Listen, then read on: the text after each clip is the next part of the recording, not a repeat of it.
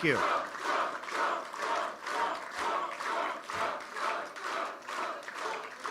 Thank you, everybody. Thank you very much. It's great to be with you this afternoon. And today, we begin a conversation about how to make America safe again. In the 20th century, the United States has defeated fascism, Nazism, and communism. Now a different threat challenges our world: radical Islamic terrorism. This summer, there's been an ISIS attack launched outside the war zones of the Middle East, hard to believe, every 84 hours. Here in America, we have seen one brutal attack after another. 13 were murdered and 38 wounded in the assault on Fort Hood. The Boston Marathon bombing wounded and maimed 264 people and ultimately left 5 dead, including 2 of our great police officers. In Chattanooga, Tennessee, 5 unarmed Marines, unbelievable people, by the way, were shot and killed at a military recruiting center. Last December, 14 innocent Americans were gunned down at an office party in San Bernardino. Another 22 were very gravely injured. In June, 49 Americans were executed at the Pulse nightclub in Orlando. Another 53 were badly injured. It was the worst mass shooting in our history, and the attack, by far the worst, on the LGBTQ community. And I'll tell you what, we can never, ever allow this to happen again.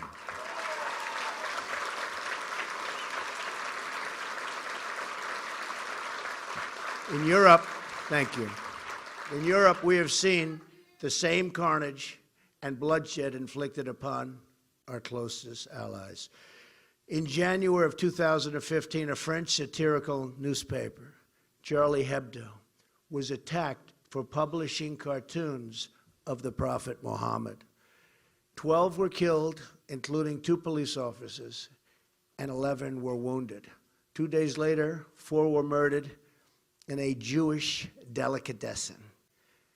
In November of 2015, terrorists went on a shooting rampage in Paris that slaughtered 130 people and wounded another 368 people, some in very, very, very bad shape today.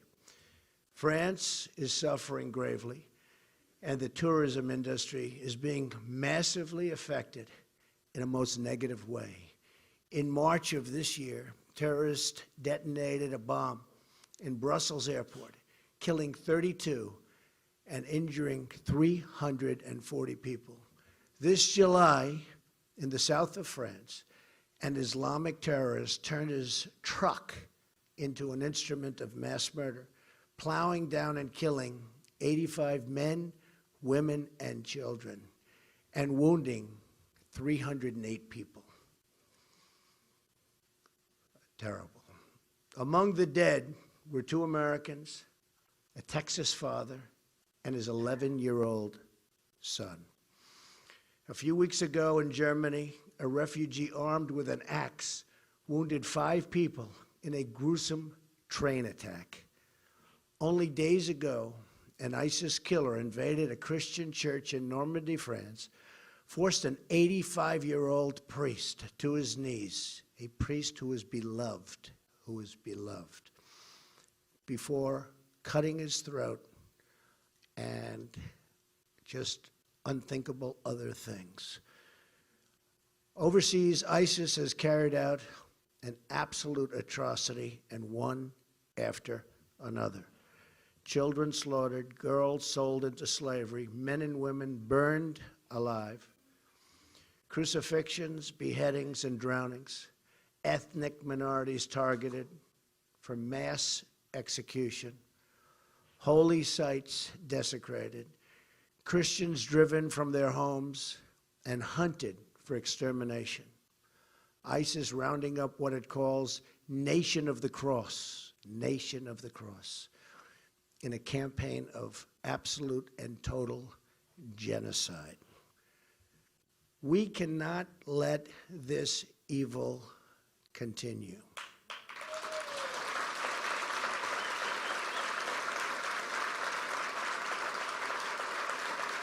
Thank you.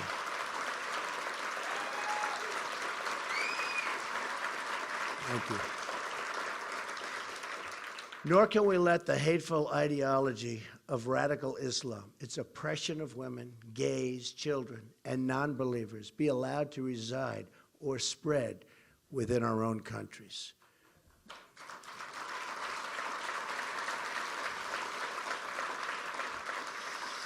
We will defeat radical Islamic terrorism, just as we have defeated every threat we've faced at every age and before. But we will not, remember this, defeat it with closed eyes or silenced voices. We have a president that doesn't want to say the words. Anyone who cannot name our enemy is not fit to lead our country.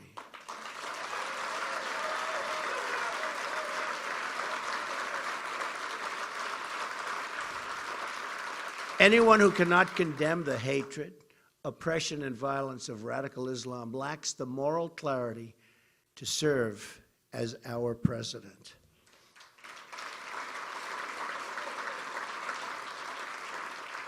The rise of ISIS is the direct result of policy decisions made by President Obama and Secretary of State Clinton. Let's look back at the Middle East at the very beginning of 2009, before the Obama-Clinton administration took over. Libya was stable. Syria was under control. Egypt was ruled by a secular president and an ally of the United States. Iraq was experiencing a reduction in violence. The group that would become what we now call ISIS was close to being extinguished. Iran was being choked off by economic sanctions. Fast forward to today.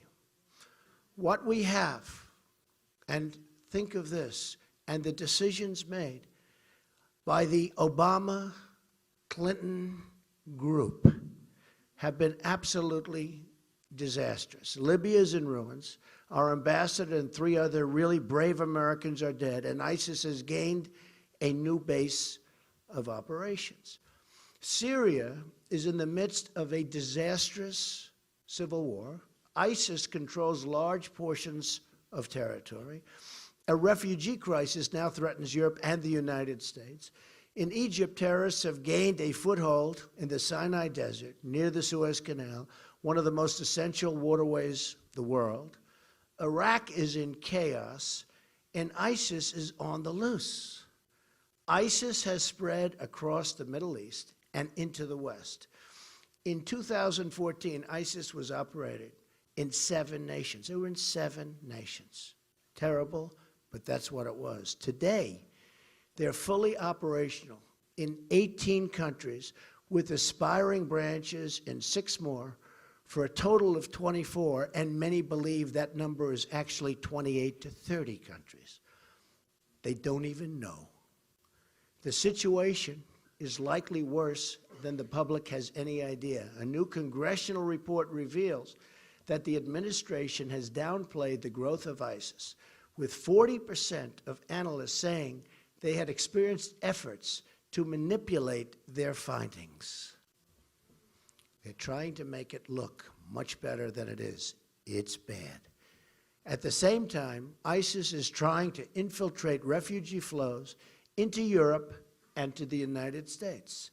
Iran, the world's largest state sponsor of terrorism, is now flush with $150 billion in cash released by the United States. Plus, if you remember from 2 weeks ago, another $400 million in actual cash that was obviously used for ransom.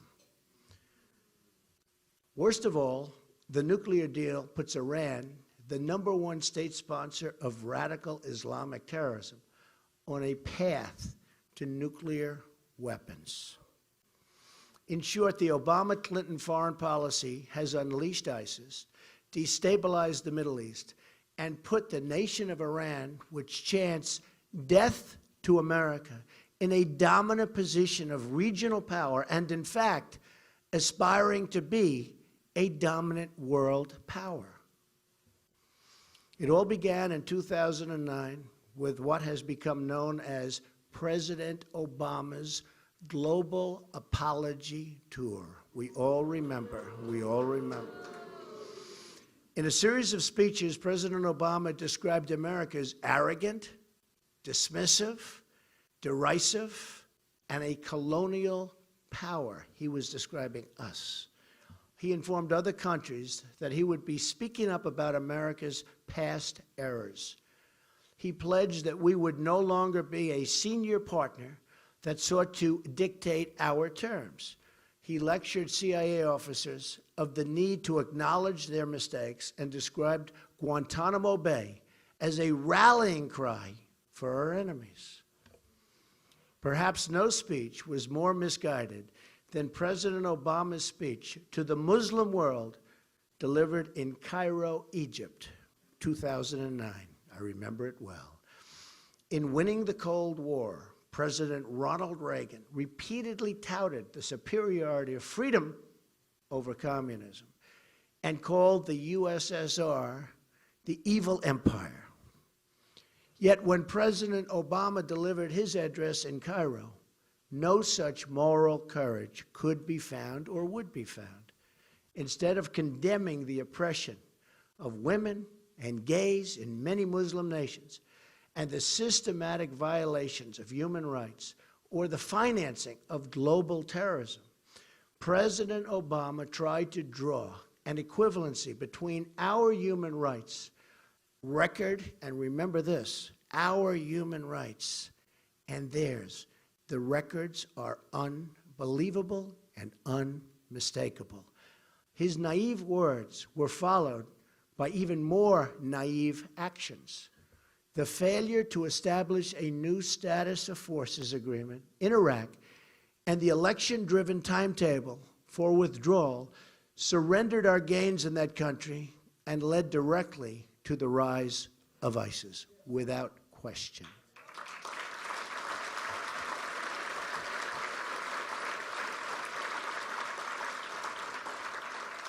The failures in Iraq were compounded by Hillary Clinton's disaster, total disaster, in Libya. President Obama has since said that he regrets, and really regrets, Libya and the mistake he made. He considers it his worst mistake. According to then Secretary of Defense Robert Gates, the invasion of Libya was nearly a split decision, but Hillary Clinton's forceful advocacy for the intervention was the deciding factor. That's why we went in. With one episode of bad judgment after another, Hillary Clinton's policies launched ISIS onto the world stage. Yet, as she threw the Middle East into violent turmoil, things turned out really to be not so hot for our world and our country, the Middle East in particular. The Clintons made almost $60 million in gross income while she was Secretary of State. It is unbelievable. Incident after incident proves again and again Hillary Clinton lacks the judgment, as said by Bernie Sanders, stability and temperament, and the moral character to lead our nation.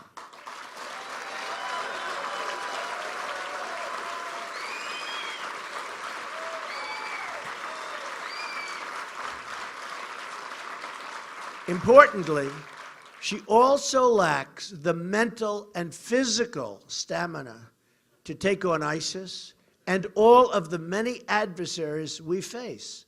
not only in terrorism, but in trade and every other challenge we must confront to turn our great country around.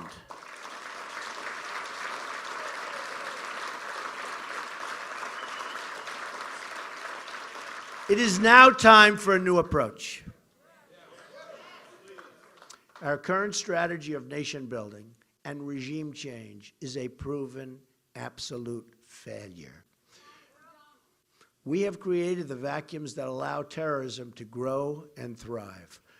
I was an opponent of the Iraq War from the beginning. A major difference between me and my opponent.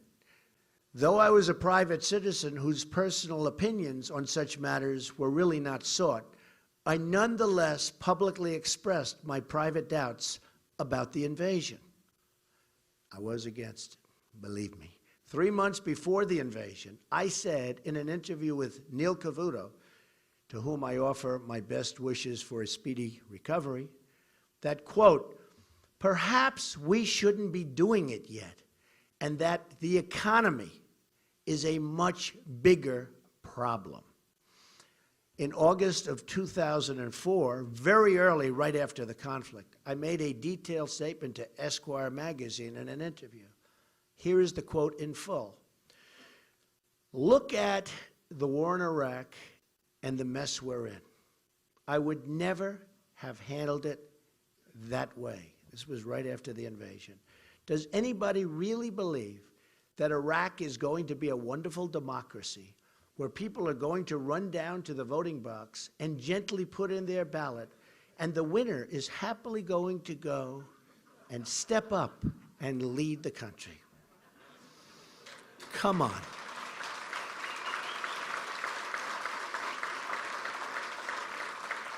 I then continued, 2 minutes after we leave, there's going to be a revolution, and the meanest, toughest, smartest, most vicious guy, in this case, guy, will take over.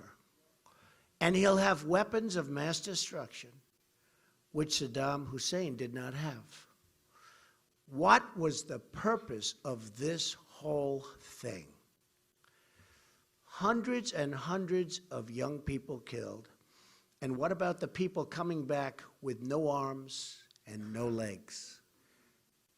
Not to mention, in all fairness, the other side, the tremendous damage done. All those Iraqi kids who've been blown to pieces. And it turns out that all of the reasons for the war were blatantly wrong. All of this death and destruction for nothing. So I've been clear for a long time that we should not have gone in. But I have been just as clear in saying what a catastrophic mistake Hillary Clinton and President Obama made with the reckless way in which they pulled out.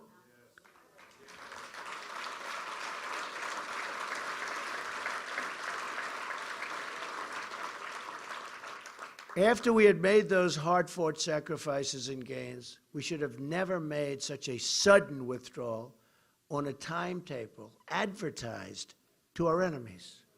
They said, we're moving out. Here's our time, here's our date. Who would do this but an incompetent president?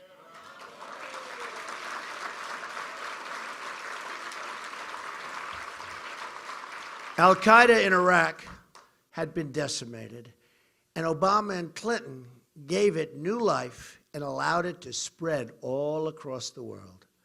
By that same token, President Obama and Hillary Clinton should have never attempted to build a democracy in Libya, to push for immediate regime change in Syria, or to support the overthrow of Mubarak in Egypt. One more point on this. I have long said that we should have kept the oil in Iraq.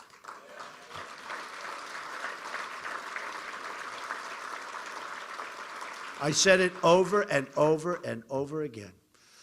Another area where my judgment has been proven correct. I just said it so many times, virtually every time I was interviewed. Keep the oil, keep the oil.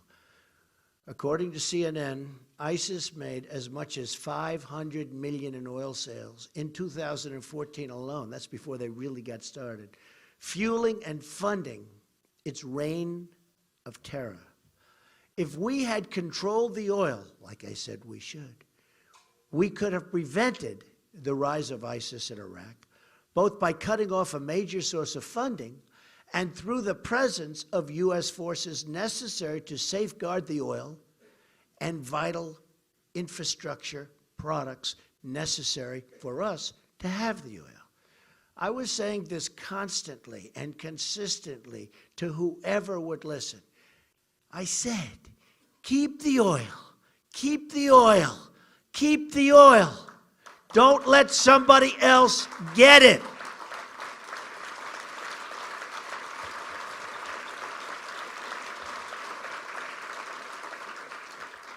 If they had listened to me then, we would have had the economic benefits of the oil, which I wanted to use to help take care of the wounded soldiers and families of those who died in the war.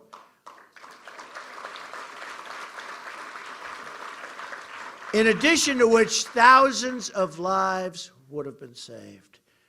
This proposal, by its very nature, would have left soldiers in place of our assets. We would have had soldiers there guarding this valuable supply of oil. In the old days, when we won a war, to the victor belonged the spoils.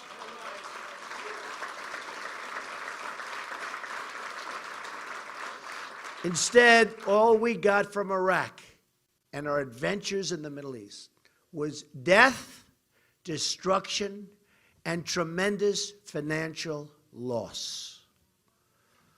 But it's time to put the mistakes of the past behind us and chart a new course.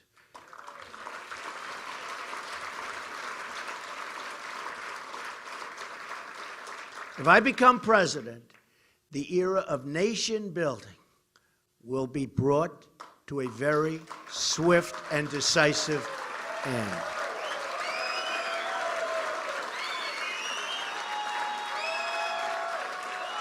Thank you. Our new approach, which must be shared by both parties in America, by our allies overseas, and by our friends in the Middle East, must be to halt the spread of radical Islam. All actions should be oriented around this goal, and any country which shares this goal will be our ally. Very important. Some don't share this goal. We cannot always choose our friends, but we can never fail to recognize our enemies.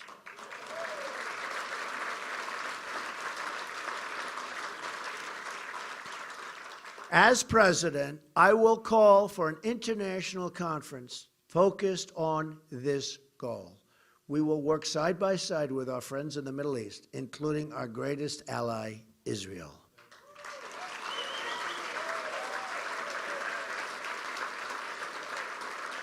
We will partner with King Abdullah of Jordan and the President of Egypt, President Sisi, and all others who recognize this ideology of death that must be extinguished. We will also work very closely with NATO on this new mission. I had previously said that NATO was obsolete because it failed to deal adequately with terrorism. Since my comments, they have changed their policy and now have a new division focused on terror threats. Very good. Very, very good. I also believe that we could find common ground with Russia in the fight against ISIS. Wouldn't that be a good thing? Wouldn't that be a good thing? They too have much at stake in the outcome in Syria and have had their own battles with Islamic terrorism just as bad as ours. They have a big, big problem in Russia with ISIS. My administration will aggressively pursue joint and coalition military operations to crush and destroy ISIS, international cooperation to cut off their funding, expanded intelligence sharing, and cyber warfare to disrupt and disable their propaganda and recruiting. Their recruiting is taking place right now, and they're setting records. It's got to be stopped.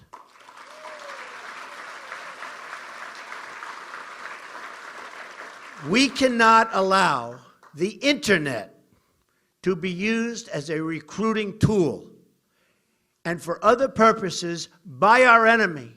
We must shut down their access to this form of communication, and we must do it immediately. Immediately.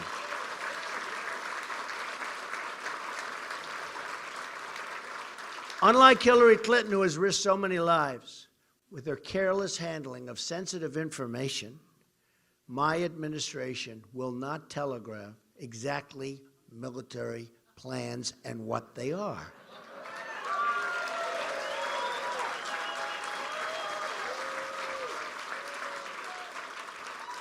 And by the way, what's happened with her 33,000 emails is an absolute disgrace to the United States of America.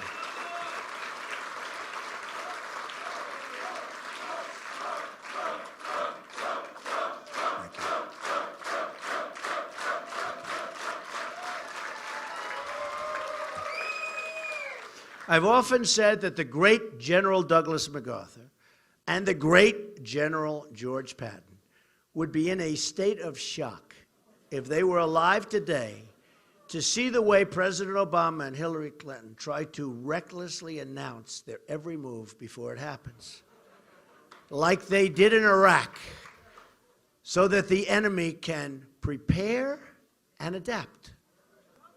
Their enemy says thank you. The fight will not be limited to ISIS. We will decimate al-Qaeda, and we will seek to starve funding for Iran-backed Hamas and Hezbollah. So important. We can use existing UN Security Council resolutions to apply new and even stronger sanctions. Military, cyber, and financial warfare will all be necessary to dismantle Islamic terrorism. But we must use ideological warfare as well. Very important.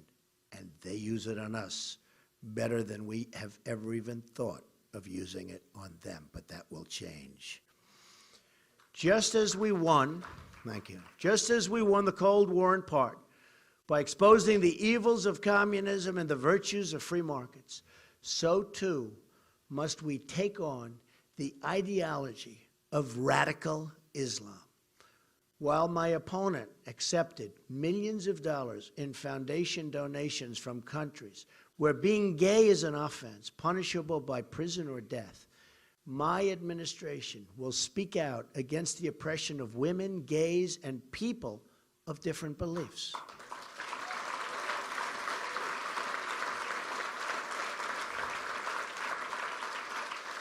Our administration will be a friend to all moderate Muslim reformers in the Middle East and will amplify their voices.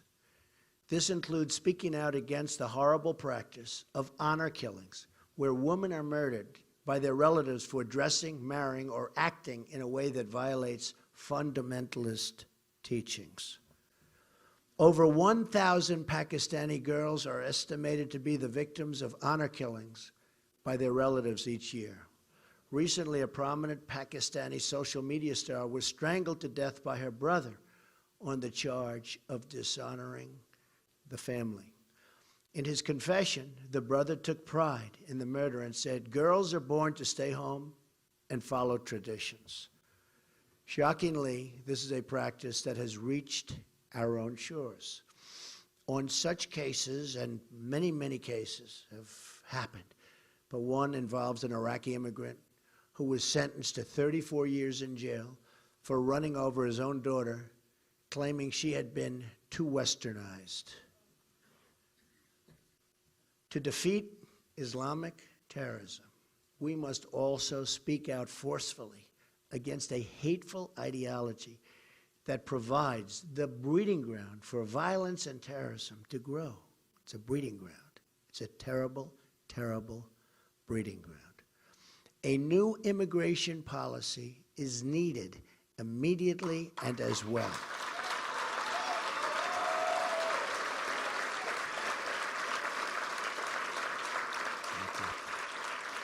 The common thread linking the major Islamic terrorist attacks that have recently occurred on our soil, 9/11, the Fort Hood shooting, the Boston bombing, the San Bernardino attack, the Orlando attack, is that they have involved immigrants or the children of immigrants. Clearly, new screening procedures are needed.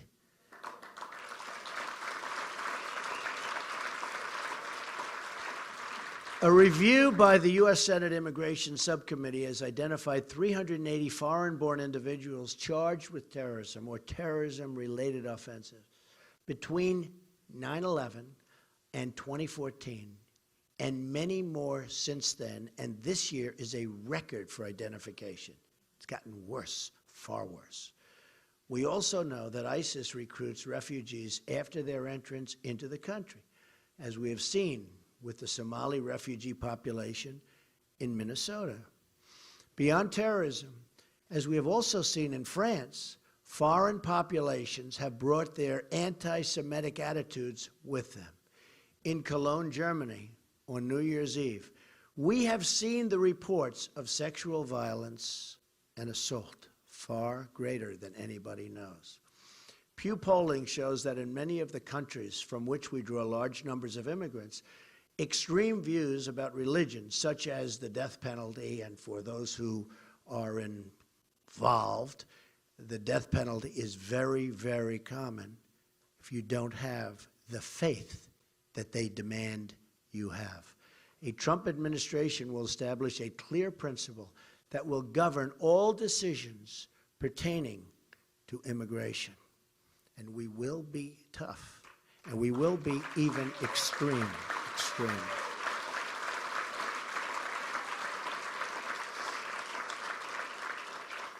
We should only admit into this country those who share our values and respect our people. In the Cold War, we had an ideological screening test.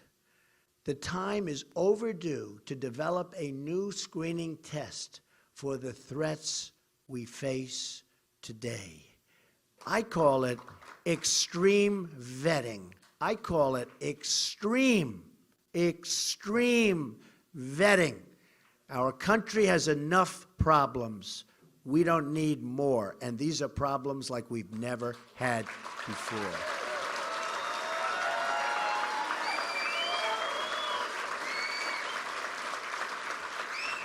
In addition to screening out all members of the sympathizers of terrorist groups, we must also screen out any who have hostile attitudes toward our country or its principles, or who believe that Sharia law should supplant American law.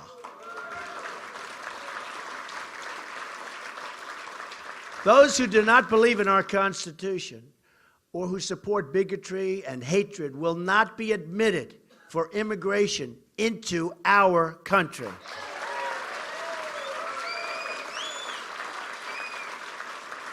Only those who we expect to flourish in our country and to embrace a tolerant American society should be issued visas. To put these new procedures in place, we will have to temporarily suspend immigration from some of the most dangerous and volatile regions of the world that have a history of exporting terrorism. Not for us. Not for us.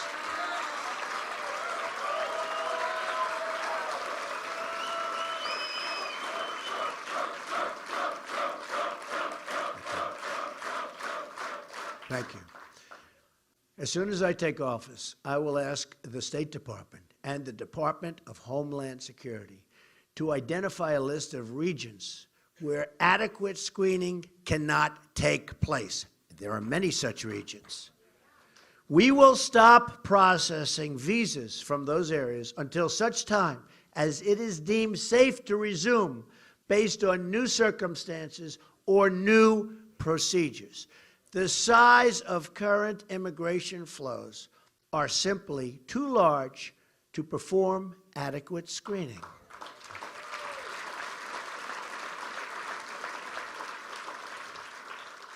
We admit about 100,000 permanent immigrants from the Middle East every year. Beyond that, we admit hundreds of thousands of temporary workers and visitors from the same regions, hundreds of thousands. If we don't control the numbers, we can't perform adequate screening. There's no way it can take place. By contrast, my opponent wants to increase, which is unbelievable, no matter who you are, no matter where you come from, wants to increase the flow of Syrian refugees by 550% over what they are now.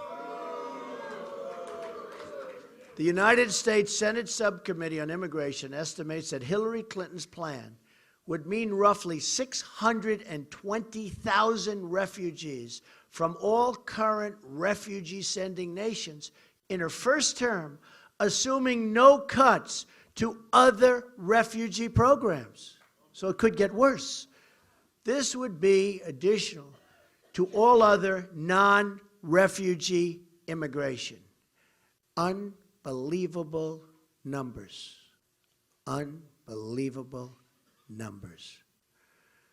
The subcommittee estimates her plan would impose a lifetime cost of roughly $400 billion when you include the cost of health care, welfare, housing, schooling, and all other entitlement benefits that are excluded from the State Department's placement figures. Think of this, $400 billion. In short, Hillary Clinton wants to be America's Angela Merkel. True. And you know what a disaster this massive immigration has been to Germany and the people of Germany. Crime has risen to levels that no one thought they would ever see.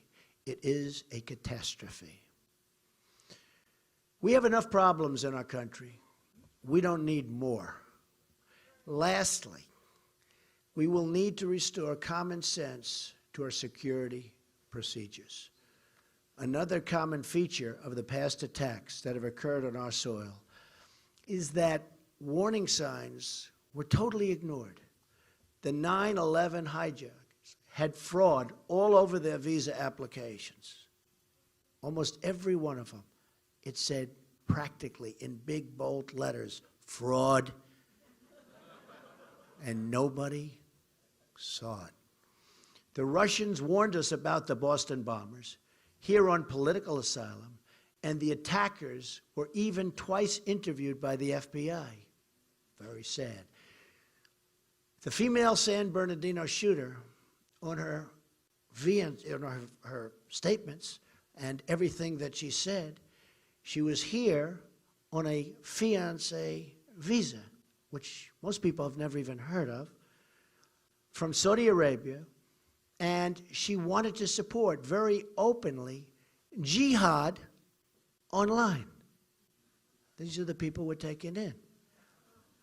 A neighbor saw suspicious behavior, bombs on the floor, and other things, but didn't warn authorities because they said they didn't want to be accused of racial profiling. Now, many are dead, and many more are gravely wounded.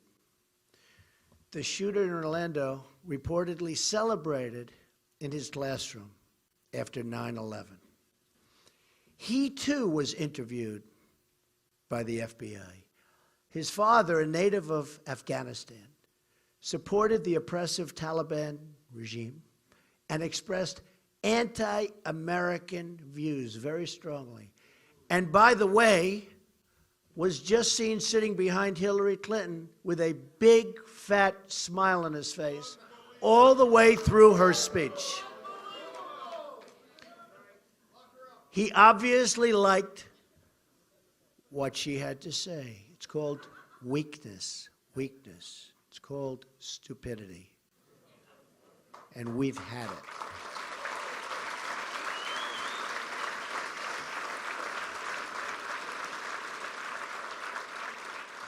The Fort Hood shooter delivered a presentation to a room full of mental health experts before the attacks, in which he threw out one red flag after another. He even proclaimed that we love death more than you love life. Not good. These warning signs were ignored because political correctness has replaced common sense in our society.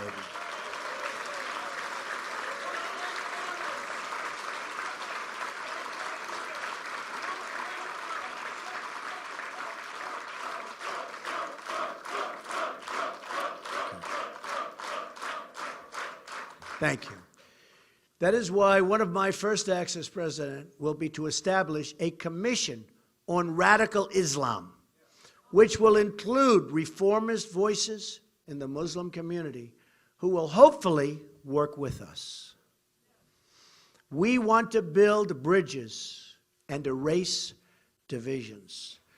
The goal of the commission will be to identify and explain to the American public the core convictions and beliefs of radical Islam, to identify the warning signs of radicalization, and to expose the networks in our society that support radicalization. This commission will be used to develop new protocols for local police officers, federal investigators, and immigration screeners. And while I'm at it, we should give a hand to our great police officers and law enforcement officials.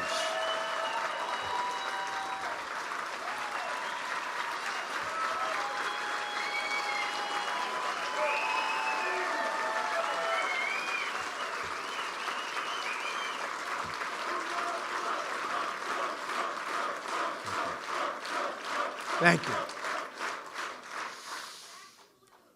We will also keep open Guantanamo Bay and place a renewed emphasis on human intelligence. Drone strikes will remain part of our strategy, but we will also seek to capture high-value targets to gain needed information to dismantle their organizations.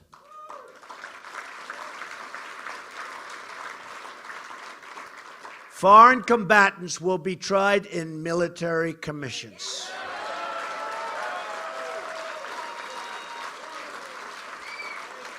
Finally, we will pursue aggressive criminal or immigration charges against anyone who lends material support to terrorism. There will be consequences for those people.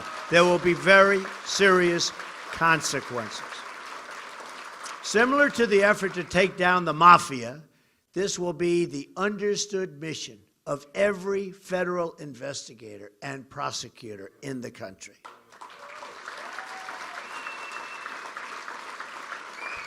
To accomplish your goal, you must state a mission. The support networks for radical Islam in this country will be stripped out and removed one by one, viciously if necessary. Viciously if necessary. Immigration officers will also have their powers restored. Those been taken away. Those who are guests in our country that are preaching hate will be asked to return home immediately, and if they don't do it, we will return them home.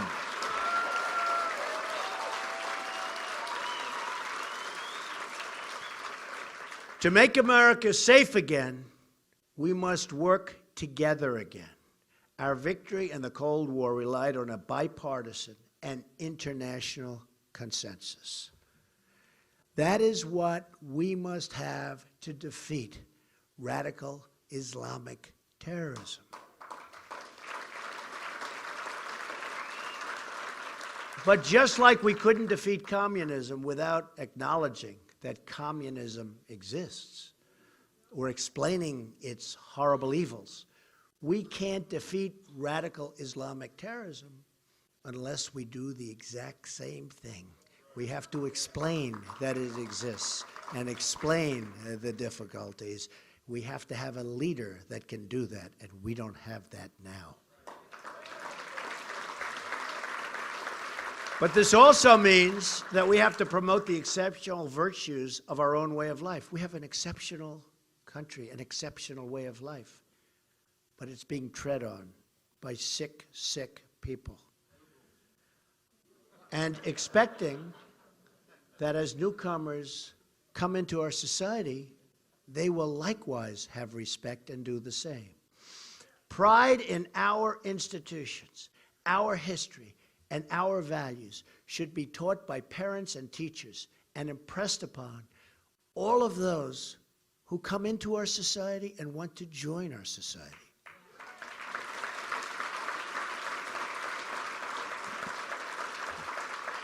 Assimilation is not an act of hostility, but an expression of compassion.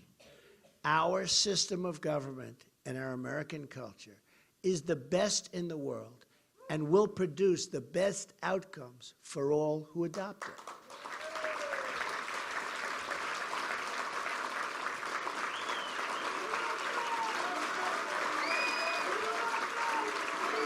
Thank you.